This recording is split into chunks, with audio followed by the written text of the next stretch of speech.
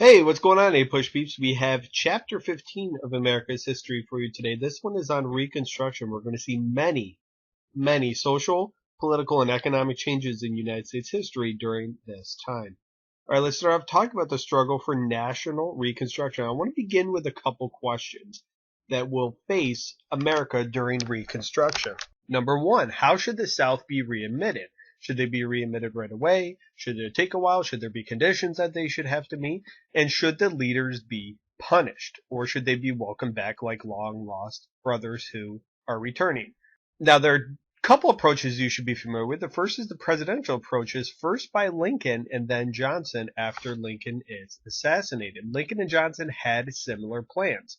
They both favored amnesty or pardoning most Confederates, and they also advocated that states could be readmitted once 10% of the voters in the 1860 election, that's very important, 1860, because that's the year Lincoln was elected, once 10% of those voters pledged loyalty and ratified the 13th Amendment, which outlawed slavery, then they viewed states could be readmitted. Now, congressional Reconstruction was much different, and the Wade-Davis bill was a congressional bill that called for a more strict 50% loyalty oath than the 10% presidential. This was pocket vetoed by Lincoln in 1864. Now, Congress steps in to take control of Reconstruction when a couple things happen. Many southern states passed black codes, which were laws that restricted the rights of free blacks, and it basically tried to make them go back to conditions of slavery. And the other thing that happened was Georgia elected Alexander Stephens as their senator. Now, you may be wondering who's Alexander Stephens. Well, he was the vice president of the Confederate States of America. So many Northerners were wondering, why was the Civil War fought if the same people that led the South are now going to be in control of the South during Reconstruction?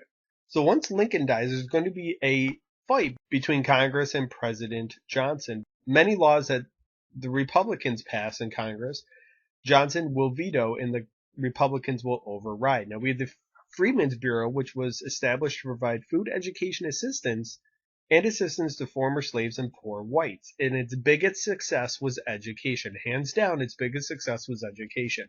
It provided many schools in the South. The Civil Rights Act of 1866 granted citizenship to blacks and equal protection, and this would later be cemented with the 14th Amendment. And the 14th Amendment granted citizenship to all those that are born in the United States. The Civil Rights Act of 1866, there was fear, could have been overturned. With the 14th Amendment, it would not be overturned. Now, radical Republicans emerged, and we have two of them that you should be familiar with. Charles Sumner on the right, he is from the Senate, and Thaddeus Stevens on the left from the House. You may remember Charles Sumner as the guy that was beaten by a cane by Preston Brooks at around the same time as Bleeding, Kansas. Okay, let's talk about radical Reconstruction and the Reconstruction Act of 1867, which divided the South into 5 different districts. States must provide suffrage for blacks and deny to ex-Confederates in order to be readmitted in the Union, according to Congressional Radical Reconstruction.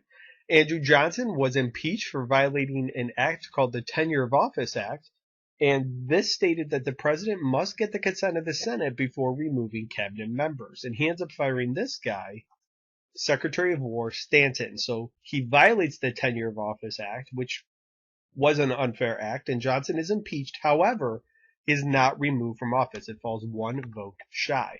Let's go to the election of 1868 and the 15th Amendment, another important amendment. 15th Amendment stated that suffrage could not be denied based on race, color, or previous condition of servitude. So in other words, if you were a slave, you could not be denied the right to vote. And this would help ensure Republican support in the South. The 13th, 14th, and 15th Amendments gained Republican support in the South from blacks. In the election of 1868, we see Ulysses S. Grant become president. Now, women's suffrage is denied, and most men opposed women's suffrage. There, again, it was based on this idea of separate spheres, that women had a separate sphere than men. And the women's rights group became split over the 15th Amendment. Lucy Stone and the American Women's Suffrage Association hoped to achieve suffrage after Reconstruction, and people like Elizabeth Cady Stanton felt that suffrage was not likely near. And the National Women's Suffrage Association advocated an amendment for women's suffrage. So the 15th Amendment, it's very important to know, this is in the new curriculum, helped split the women's rights movement over suffrage.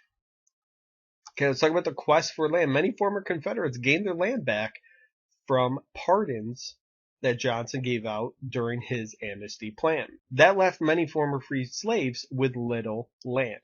Now, most congressmen believed that former slaves would work on plantations and not owning their own. Now, without land, many of these former slaves were less susceptible to rich landowners, which, by the way, were the same slave owners prior to the Civil War. Now, let's talk about something called sharecropping. This is very important to know. Many former slaves had to work for former slave owners since they had no land and very few had education to do anything else.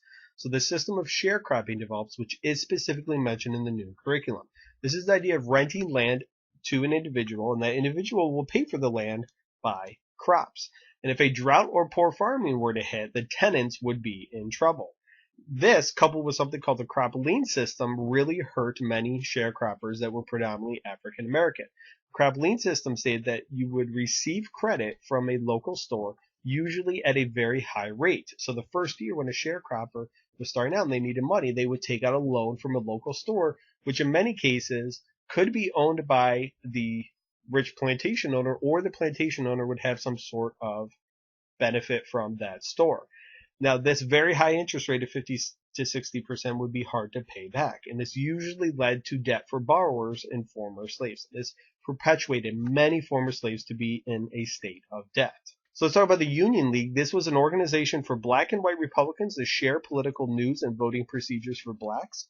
A couple terms you should be familiar with. The scalawags were Southerners that favored Reconstruction, and they did so mostly for economic reasons. It's important to know that scalawags came from the South, so think SS, Scalawag South. Not to be confused with carpetbaggers, who were individuals that came from the North to the South during Reconstruction as doctors, lawyers, teachers, you name it. They were making money in the South by coming from the North. Now, political opportunities for African Americans increased quite a bit during Reconstruction.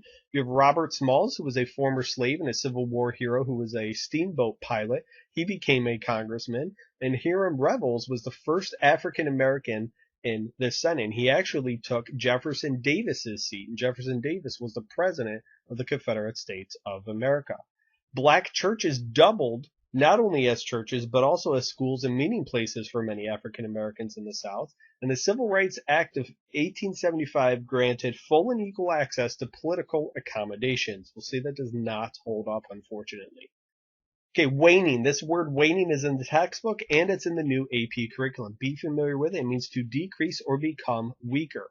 So Reconstruction efforts waned in the 1870s, where they became weaker.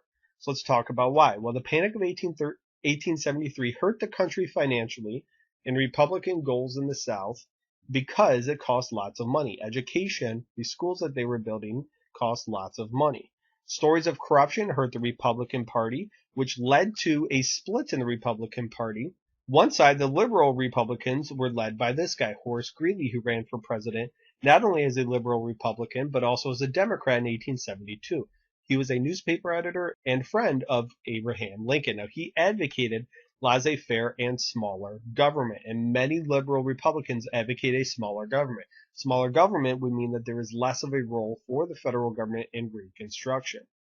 Now, during Grant's administration, we have two scandals you should be familiar with. The first is the Credit Mobilier, which was when the Union Pacific Railroad Company created bogus contracts to make lots of money.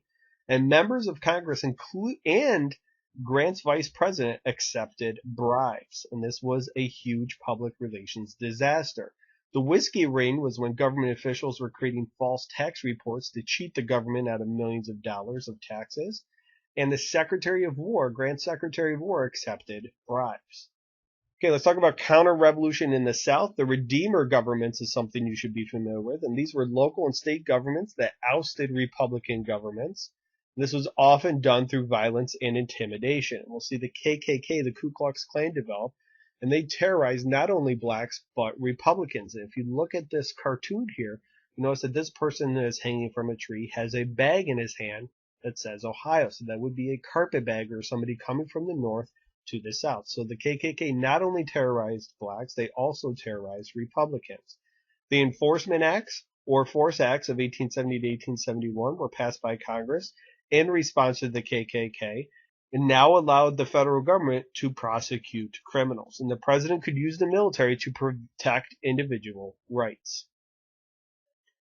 Okay, Reconstruction gets rolled back in the 1870s. Again, it waned in the 1870s. The Democrats gained control of the House in 1874, and most of the country, including many members of the Grant administration, were no longer concerned with the South. The Supreme Court rejected many of these equal rights ideas that began to develop during this time. The U.S. versus Cruikshank was a court case that ruled that only state violations of individual rights were a concern, not if an individual violates individual rights. So only if the state governments violated rights was that a concern. The civil rights cases stated that the 14th Amendment did not prevent private discrimination, only government discrimination. And in 1877, we have the Compromise of 1877, which settled the dispute between the Republican candidate for president, Rutherford B. Hayes, and the Democratic candidate, Samuel Tilden. Tilden received 184 electoral votes to Hayes's 165. However, there were 20 votes in dispute, and 185 were needed to win. So guess what? All 20 of them were given to Rutherford B. Hayes. So you notice here on the popular vote, 51% of it goes to Tilden. However, the electoral majority is given to Rutherford B. Hayes. So a Republican wins. And what is the importance of this compromise? Reconstruction ends, and the military is withdrawn from the South. So the unofficial end of Reconstruction is the Compromise of 1877, which settled the presidential election of 1876.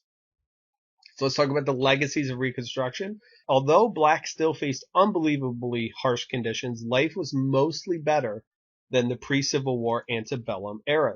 They did have rights that they did not have before, including the right to marry, the right to be educated, and to travel freely. And although the 13th through 15th Amendments were restricted in the short term throughout the 1800s, they later would be used to uphold civil rights. This is something specifically mentioned in the new curriculum. In the 1950s and 1960s civil rights movement, you will see these amendments used to uphold civil rights, especially in the court case Brown versus Board of Education of Topeka, Kansas. All right, let's do a quick review. Definitely be familiar with presidential versus congressional Reconstruction. The Reconstruction Act of 1867, what the 13th, 14th, and 15th Amendments did. That there was a split in the women's rights movement over the 15th Amendment. The Freedmen's Bureau, what was its goal and what was its biggest success? Sharecropping, what it did. And redemption governments, what that means. All right, thank you guys very much for watching. I do appreciate it. Best of luck on your test coming up, especially the one in May. Make sure you check the description below for videos that match up with the new curriculum. If you have any questions or comments, feel free to leave them in the section below. I look forward to seeing you right back here for Chapter 16. Have a good day.